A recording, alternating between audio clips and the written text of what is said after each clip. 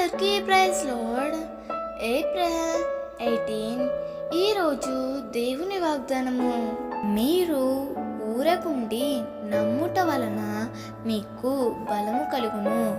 యెషయా 30:15 చాలాసార్లు ప్రతికూలమైన పరిస్థితులు మనకు ఎదురైనప్పుడు మనలో మనం ప్రశ్నించుకుంటూ ఆందోళన చెందుతూ కృంగిపోతాము.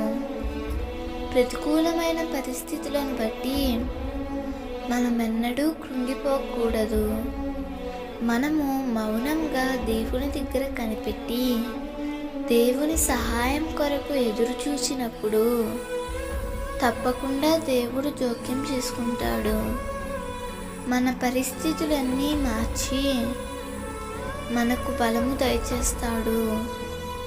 అషూరు సైన్యము యెరూషలేమును ముట్టడి వేసినప్పుడు హిజ్కియా దేవుని సన్నిధిలో నిలిచి తనకున్న బాధనంతటిని ఆందోళనంతటిని ప్రభువుకు చెప్పాడు.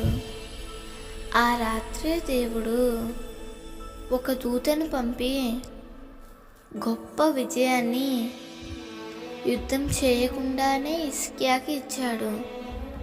ప్రియమిత్రమా, సమస్యలు వచ్చినప్పుడు నీవెన్నడూ జోక్యం చేసుకోవద్దు. దేవుడే జోక్యం చేసుకున్నట్లుగా సమస్తాన్ని దేవునికి అప్పగించి ఊరకుండు. తప్పకుండా దేవుడు నీకు బలమును అనుగ్రహిస్తాడు. దేవుడు ఈ వాగ్దానము నీ జీవితంలో నిశ్చయముగా నెరవేర్చునుగాక.